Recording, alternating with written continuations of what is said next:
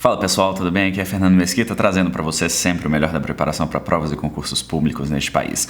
Hoje eu quero tratar de um tópico polêmico. Mais de um ano atrás eu gravei um vídeo em comemoração aos 100 mil assinantes desse canal.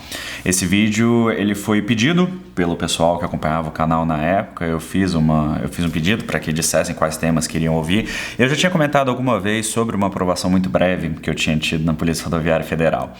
E eu não sabia que esse vídeo ia causar todo o rebuliço que ele causou. Ele virou uma espécie de meme entre as pessoas que não acreditam em técnicas de estudos. Ele virou fonte de inspiração para muitas pessoas que querem uma vida melhor e que acreditam que você não precisa passar anos estudando para passar, como é o padrão necessariamente assim na cabeça das pessoas. Muita gente ainda hoje acredita que você precisa passar vários anos se dedicando, e essa pode ser a história de algumas pessoas, mas não precisa ser e nem sempre vai ser. Ao longo do tempo, hoje a gente está na casa de centenas de milhares de seguidores nas redes sociais que eu administro. Eu ouvi as mais diversas histórias de pessoas que de fato passaram muito tempo até serem aprovadas e pessoas que, assim como eu, passaram em poucos dias, em poucas semanas, em poucos meses. Hoje eu quero trazer aqui algumas respostas a perguntas que foram feitas ao longo desse vídeo.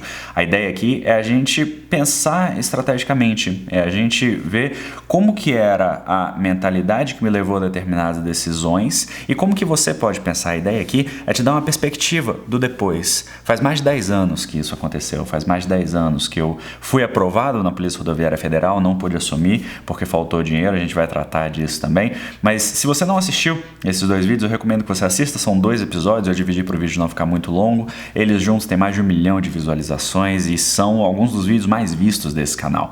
Então se você não viu, vale a pena você ter um backstory para saber o que aconteceu, mas hoje a gente vai cair direto nas perguntas mais comuns que foram feitas. A primeira pergunta foi: Fernando, você passou mesmo?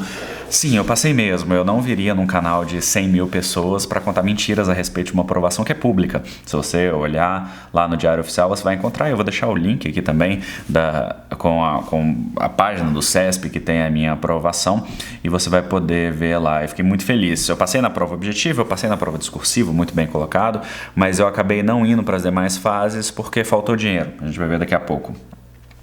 Segunda pergunta, foi o primeiro concurso que você fez? Não, eu fiz vários concursos antes desse, mas eu não tinha estudado para nenhum. Quando eu passei, eu fui empregado da Caixa Econômica, mas o conteúdo que estava sendo estudado era o mesmo conteúdo do vestibular. E eu estava estudando para o vestibular na época, então quando eu fui fazer a prova, eu acabei comprando uma apostila, essas apostilas toscas de banca, assim, para ver conhecimentos bancários, mas acabei nem estudando, estudei 1 ou 2 dias e acabei não vendo o conteúdo. Passei por sorte, passei na posição 300 e qualquer coisa, e acabei sendo chamado depois de alguns meses, mas não foi meu primeiro concurso. Eu tive diversas reprovações antes disso, mas novamente eu não estudei para essas reprovações que eu tive, eu não tinha nenhum conhecimento de direito quando eu fui fazer, por exemplo, a prova da PRF, eu nunca tinha estudado direito antes. Terceira pergunta, você tinha uma base? E essa é uma das perguntas que provavelmente vão gerar mais polêmica aí, porque muitas pessoas vieram e eu não consegui entender o que elas queriam dizer, exatamente porque base não quer dizer absolutamente nada. Base pode ser uma coisa para mim, pode ser outra coisa para você. Quando as pessoas viravam para mim nos comentários e falavam assim: mas você já tinha uma base? Eu pensava, não, eu não tinha, porque eu nunca tinha estudado para concursos que tinham, por exemplo, conhecimentos jurídicos, direito constitucional, direito administrativo, direito penal, processo penal. Eu nunca tinha estudado para esse tipo de prova. E aí, depois de muito tempo, as pessoas começaram a falar: não, mas você fez um bom segundo grau. E eu vi que algumas pessoas consideravam isso como base. E sim, eu tive um bom segundo grau. Eu vim de uma família de classe média e meus pais, embora tenham sido pobres durante uma parte da vida deles, quando eles se conheceram e começaram a ter filhos, eu sou caçula de 3, a gente já estava numa situação muito mais confortável. E meu pai e minha mãe sempre deram muito, muito, muito valor para a educação. Tudo que a gente quis fazer em termos de cursos, em termos de preparação, por mais que a gente precisasse espremer bastante, porque nós éramos uma família com 5 pessoas e a renda do meu pai só, a gente conseguia. Meu pai providenciava isso e minha mãe sempre orientava a mim e aos meus irmãos pelos caminhos que eram aqueles caminhos mais recomendáveis, né, sob a visão deles. Então, sim, eu tinha uma boa base escolar, nós estudamos em boas escolas. Para quem conhece Brasília, primeiro grau, atual ensino fundamental eu fiz no Santa Rosa e o ensino médio eu fiz no Sigma. Então, sim, eu tinha uma base nesse sentido, mas não tinha nenhum conhecimento das disciplinas do concurso, por exemplo. Quarta pergunta, por que você não arrumou algum dinheiro emprestado para as outras fases? Eu contei no vídeo que quando eu passei na prova, eu acabei não indo assumir porque eu tinha feito a prova para o Mato Grosso, se eu não me engano, E eu tinha que fazer as etapas lá, prova física, exames médicos, avaliação médica, tudo ia acabar sendo lá. E eu não tinha dinheiro para isso. E muitas pessoas acabaram perguntando, a próxima pergunta, eu tive dinheiro para ir, por exemplo, morar na Inglaterra porque os pais da Gabi, minha esposa, tinham feito um plano de previdência para ela que a gente acabou usando com essa finalidade. Eles tinham dado um carro para ela que a gente vendeu e a família dela sempre teve condições muito melhores do que a minha. Então a gente foi basicamente com o dinheiro que a família dela organizou, com presente de avó, com uma série de recursos que foram criados a partir da família dela.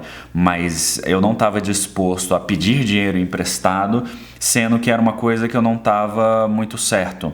O que aconteceu? A gente estava passando por um momento familiar muito difícil. A gente tinha morado na Inglaterra e tinha voltado da Inglaterra e a Gabi estava num processo depressivo, ela até falou sobre isso no canal dela, eu vou linkar o vídeo aqui, e não era o momento de a gente se mudar. A gente não tinha condições de estar lá sem família, no meio de uma rodovia, e ela, no que ela acreditava que eu estivesse numa função incrivelmente perigosa, a gente simplesmente não tinha condições de fazer isso, então eu acabei abdicando disso.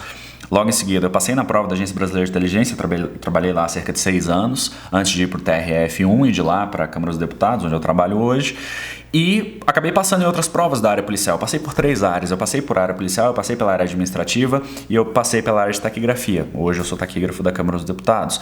Então essas 3 áreas foram áreas em que eu tive aprovações, e nessa época foi mais ou menos isso, foi Polícia Rodoviária Federal, a BIM, que embora não seja área policial, é uma área correlata, e Departamento Penitenciário Nacional. Dessas 3, só a BIM que eu fui até o fim do processo, porque era a única que teria lotação em Brasília, que era onde a gente precisava ficar na época. Pergunta, você já estudava para concursos antes? Eu fiz concursos, mas eu não estudava. O sonho da minha mãe é que todos os filhos dela fossem servidores empregados públicos, ela acabou conseguindo, e eu fiz concursos, mas eu não estudava para concursos. Sempre que eu estudava era assim, 3, 4 dias. Eu estudei para uma prova de segurança da Câmara Legislativa, acho que foi 2005 ou 2004, alguma coisa assim, mas que eu estudei uma semana e parei, então eu não tive a menor resiliência para continuar nessa jornada. O primeiro concurso que eu estudei de forma séria foi de fato esse concurso da Polícia Rodoviária Federal, que eu comecei a estudar depois que o edital saiu. Outra pergunta, se você morava na Inglaterra, como não tinha dinheiro para fazer os exames? Seguido de seu playboy mentiroso. Como eu falei, a gente foi para a Inglaterra com dinheiro emprestado dos pais da Gabi. Quando a gente voltou, a situação, tanto dos pais dela quanto dos meus pais, estava bem diferente. E, embora eles pudessem dar abrigo para a gente no retorno dessa aventura que a gente foi fazer lá, a gente foi lá para a Gabi poder fazer o mestrado dela, a gente não tinha condições de pegar dinheiro emprestado extensivamente. Na época, os exames da PRF davam coisa de R$2.800, R$3.000. Considerando que isso foi 10 anos atrás, daria aproximadamente R$6.000. Não era um dinheiro que estava disponível para a gente pedir, e ainda teria passagem, eu teria que pegar o carro para ir para lá, porque eu não pagaria avião, teria que ter todo um movimento incerto para uma função que talvez eu não assumisse, que talvez piorasse na situação dela. Então eu acabei abdicando dessa fase, mas foi uma decisão consciente aliada a outros elementos. É óbvio que eu não falei isso no vídeo, porque não era a intenção do vídeo tratar disso, e eu nem sabia que isso ia causar tanto rebuliço assim. Próxima pergunta, como é que eu vou saber se você está falando a verdade? Bom, essa foi um dos questionamentos que as pessoas fizeram. Mas como é que você pode provar que você passou em 58 dias? Não, o que posso provar é a minha palavra. Eu não tenho razão para mentir. Eu não menti nesse canal durante todo o tempo dele, e se eu tivesse mentido as pessoas já teriam descoberto. Eu tenho aqui a máxima transparência com você, eu não trago fórmulas mágicas, eu converso com você sobre aquilo que cientificamente funciona. Essa biblioteca que está aqui atrás, isso aqui não é enfeite, isso aqui são livros que eu li, e na verdade uma pequena parte dos livros que eu li para poder construir esse conhecimento que eu trago aqui para você. E eu digo isso com muito orgulho. Eu gosto muito que o meu trabalho seja um trabalho cientificamente embasado. Se você ler o meu livro do Ciclo EARA, se você participar dos cursos que eu ministro, todos eles são baseados naquilo que há de melhor do conhecimento científico hoje. Não tem nada lá que seja achismo. Tem as coisas que eu vi, que eu estudei e que funcionam, e as coisas que eu experimentei e que funcionam, e aquilo que eu aprendi com os meus alunos para poder adaptar, porque a minha história não é a história dos meus alunos. Então todo o feedback que eu tive, eu pude aproveitar para esse momento. Próxima pergunta. Por que você voltou da Inglaterra? A gente foi para a Inglaterra com a intenção de ficar. A gente queria ficar lá, a gente estava com 20... Gente, sou péssimo com datas, tá? Então, sei lá, 21, 22 anos. Isso foi 2007, enfim, por aí. E a gente queria ficar. Só que a realidade lá era muito diferente, as coisas foram muito mais complicadas do que a gente imaginava, o padrão de vida que a gente tinha lá era um padrão muito louco, a gente morava num apartamento super pequenininho e era tudo muito caro e emprego não era lá essas coisas, então a gente ia ter que ter subemprego quando a gente podia, na verdade, vir para cá e trabalhar, enfim, em empresas, trabalhar no serviço público, fazer outras coisas. Eu fotografava na época, né? Eu fotografava desde os 15 anos por influência do meu pai, trabalhei como fotógrafo na Inglaterra durante um tempo. Então a gente voltou quando a gente viu que a situação lá demoraria muitos anos para se reverter em alguma coisa que a gente gostaria de viver. Além disso, tinha distância da família, dos amigos, que a gente achou que não ia pesar, e volta e meia a gente se pegava chorando com saudade de casa, com saudade dos pais, com quem a gente saiu até meio nervoso, assim, com os amigos que a gente muitas vezes não queria ver, de repente sentiu muita falta. Então quando a gente percebeu que a realidade não era aquilo que a gente havia concebido na saída, a gente acabou decidindo por voltar. Próxima pergunta, eu posso passar em 58 dias também? Não existe prazo. Deixa eu até ver se tem uma outra pergunta aqui. Aqui, tá. A próxima pergunta vai tratar do edital. Não existe prazo para você passar. Muitas pessoas vão levar 3, 4, 5 anos para passar e não há nenhum problema em relação a isso. O que eu me proponho a te passar aqui são ferramentas que cumulativamente vão te ensinar a estudar melhor e vão melhorar os seus resultados. Se você está no 0 e você passa para 10%, você melhorou seus resultados. Se você está no 30%, passou para 45%, você melhorou seus resultados. Só que você pode levar 1 ano para fazer isso ou você pode levar 1 mês para fazer isso. E esses dois são só exemplos. Quando eu fui escrever a introdução na segunda edição do meu livro, Ciclo Ara, eu falei, o que está aqui não é a reinvenção da roda. O que está aqui são pequenas atitudes, pequenas mudanças de comportamento que cumulativamente vão tornar muito mais provável o seu aprendizado e a sua aprovação. Porque são coisas que as pessoas muitas vezes não fazem e que acabam se prejudicando e acabam piorando a sua situação, acabam tendo mais preguiça de estudar, acabam não tendo um aproveitamento ótimo, acabam esquecendo aquilo que elas estudaram. Então, se você vai passar em 60 dias, eu não sei se você vai passar. Depende de uma série de fatores, como dependeu para mim. A minha aprovação na Polícia Rodoviária, ela teve muito de sorte, sim, porque eu era completamente cru em concursos desse tipo, mas também teve todo o esforço que eu apliquei. Eu falei lá no vídeo que eu passava todas as horas disponíveis estudando. Às vezes, a gente estava morando na casa dos meus sogros durante uma época e quando eles chegavam, às vezes eu tinha que correr para trocar o pijama para eles não acharem que eu passei o dia inteiro de pijama na sala. Então eu acordava, escovava os dentes com a roupa que eu tava. Eu ia para a sala, começava a estudar, comia em cima dos livros, dormia em cima dos livros e quando ele chegava eu corria para me trocar só para poder dar alguma justificativa de que, enfim, parecia que eu estava fazendo alguma coisa da minha vida. Então foram vários fatores que convergiram para isso. Eu não sei qual que é a sua história. Em tese é possível? Sim. E não há por que dizer que não é possível. Se uma pessoa ela tem extremo interesse, ela tem uma capacidade boa de aprender, ela tem capacidade de ter um rápido feedback, que é uma das coisas que me diferenciam, não há por que você não crer que essa pessoa pode aprender mais rápido, mas eu acho que um erro que as pessoas cometem muitas vezes é descartar qualquer tipo de coisa que foge da realidade delas simplesmente porque não se adequa àquela mensagem que elas tiveram. Qual era a oportunidade que muitas pessoas tiveram e que jogaram fora quando assistiram ao meu vídeo? Era pensar assim, poxa, mas ele está dizendo que ele passou em 58 dias. E muita gente diz, a média pode dizer que você precisa de 2, 3, 4 anos de estudos para passar? Não sei quanto tempo aí estão dizendo. Antigamente diziam que precisava de uma média de 8 meses para passar. Cada dia parece um absurdo. Será que tem alguma coisa que ele pode passar que é diferente? Será que tem algum comportamento que ele aplicou que eu não apliquei? O que a gente trabalha aqui, além de técnicas, é muito mindset, é de você mudar a forma como você vê as coisas, é de mudar a forma como você percebe. E eu percebi isso ao longo da minha história. Sempre que eu não acreditei em alguma coisa, obviamente essa coisa não aconteceu. Eu não acredito que eu posso emagrecer. Então é claro que eu não vou emagrecer. É claro que eu vou continuar comendo do mesmo jeito, é claro que eu vou continuar sedentário. E é óbvio que essa profecia vai ser uma profecia autorrealizável. Por quê? Porque eu não acredito que aquilo é possível, então eu não procuro formas de fazer aquilo. As pessoas que acreditaram no trabalho que a gente desenvolve aqui, e este hoje é o maior canal sobre técnicas de preparação para concursos públicos do país, não é à toa, as pessoas que acreditaram nisso são pessoas que mudaram seus resultados. São pessoas que às vezes estudaram 4 anos, já tinham aquela carga boa e de repente trabalharam ali com algumas técnicas e conseguiram passar. Ou são pessoas que encontraram isso logo no início e aplicaram algumas coisas, trocaram outras e conseguiram passar. Não há por que você não aproveitar alguma coisa, não há por que você não ler alguma coisa, ver se isso é interessante para você, analisar criticamente, que é uma coisa que falta muito, e a partir daí decidir se isso vai funcionar ou não. E mais importante, experimentar para saber como que você reage a isso. Próxima pergunta. Como é que você passou em 58 dias se nesse período não dá nem para entender o que o edital quer? Isso é verdade, os editais de hoje eles são bastante extensos, naquela época eles eram bem menores, então isso foi um dos elementos que me ajudou, mas é muito importante você saber que eu não estudei tudo, eu não cobri todo o edital. O que aconteceu foi que ao longo do meu período de provas, e eu falei que o meu processo de feedback é bastante rápido, ao longo do meu período de provas eu comecei a perceber alguns padrões de cobrança. A gente não tinha sites de questões como existem hoje, então eu tinha que procurar provas em CDs de coletâneas de provas que eu comprava, eu tinha que entrar nas bancas, nos sites dos fóruns para poder coletar essas provas e procurar essas questões. E esse trabalho era um trabalho muito de triagem, e esse foi um trabalho que me ajudou bastante. O que acontece hoje é que as questões que a gente procura, elas são de uma certa forma automáticas. Você procura aquele filtro ali no site de questões e aquilo te dá um retorno muito rápido. Você nem olha de qual prova que é, de que ano que é, só quando você tem alguma dúvida. Mas não, eu tinha que olhar a prova, eu tinha que procurar essas questões. E quando eu olhava provas, o que eu acredito que aconteceu foi que inconscientemente eu comecei a procurar aqueles padrões das provas policiais, das provas de nível médio, que era a Polícia Rodoviária na época, hoje ele é no nível superior.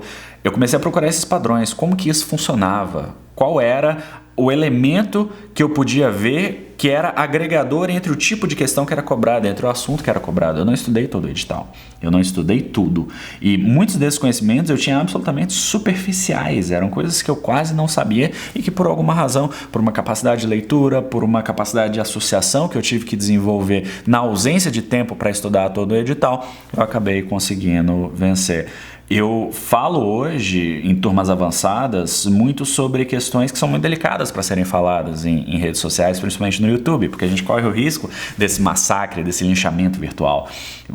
As questões de provas, elas muitas vezes são superficiais. E se você vier discutir, eu peço que você traga vários exemplos de questões que não são superficiais. Elas de fato existem. Toda prova tem 3 tipos de questões, fáceis, médias e difíceis. Só que as questões fáceis e médias, obviamente dentro daquele nível, né? Uma questão fácil para juiz não necessariamente vai ser uma questão fácil para técnico bancário ou para policial, mas dentro daquele nível, a maior parte das questões é fácil e média.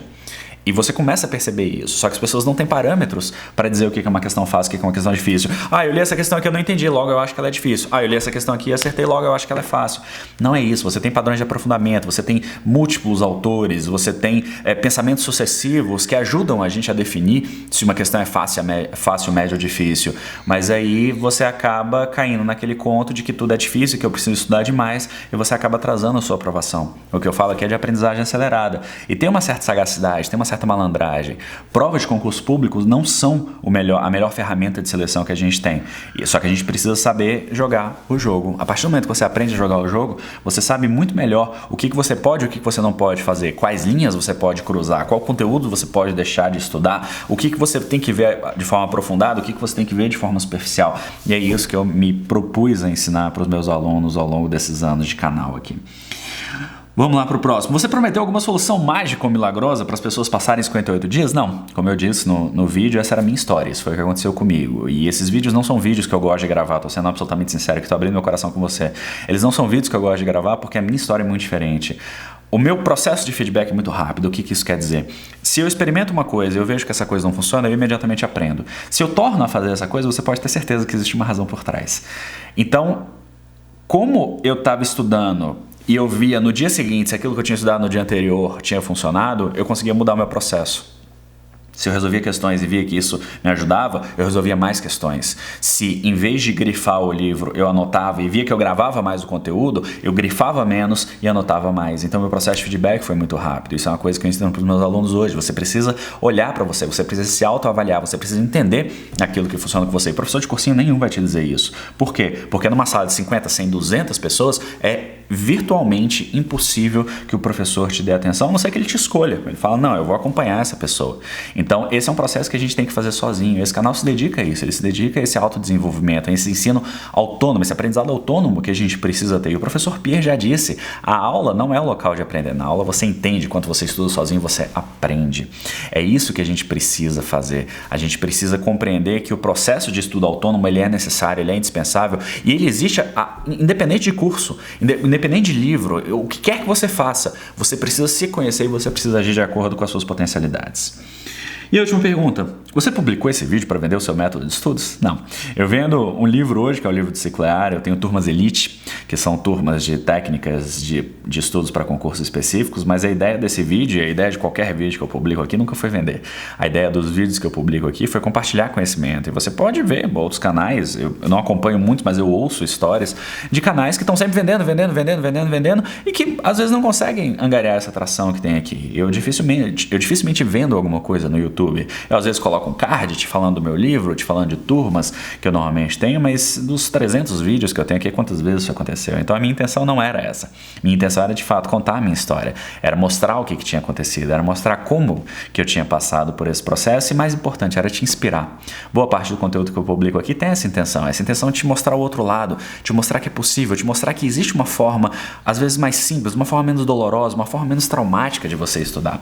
O brasileiro não aprende a estudar, porque os nossos professores não sabem, os nossos pais não sabem, os nossos amigos não sabem. E como ninguém sabe estudar, como é que a gente vai aprender? E o que eu estudei ao longo dos últimos 10 anos, talvez 12, 13, que já eram assuntos que me interessavam, foi como que a gente pode aprender melhor. E como que a gente pode transformar esse processo num processo mais orgânico? Como que a gente pode sofrer menos com os estudos? E uma das razões porque eu acho que você está aqui é exatamente isso. É exatamente para você ver uma faceta diferente do que normalmente a gente vê. Não é só a narrativa do sofrimento, não é só a narrativa do você precisa ralar, você precisa... É óbvio que você precisa se dedicar e é óbvio que você precisa estudar muito e é óbvio que dependendo da situação em que você está, você vai precisar estudar muito mais do que outras pessoas. O processo dos concursos, novamente, ele não é necessariamente justo, mas é o que a gente tem hoje, é o melhor modelo que a gente tem. Então, eu espero que algumas dessas questões tenham ficado claras. Se você tiver qualquer outra dúvida, qualquer outra crítica que seja embasada, você pode deixar aqui, vai ser um prazer poder conversar com você. Eu sou Fernando Mesquita, eu sou autor do maior canal sobre técnicas de preparação para concursos públicos deste país. Se você não me conhecia, inscreva-se aqui no canal, assista os outros 2 vídeos que eu publiquei, eles vão estar tanto na descrição quanto nos cards aqui. Curta o vídeo e a gente se vê na nossa próxima oportunidade. Até lá!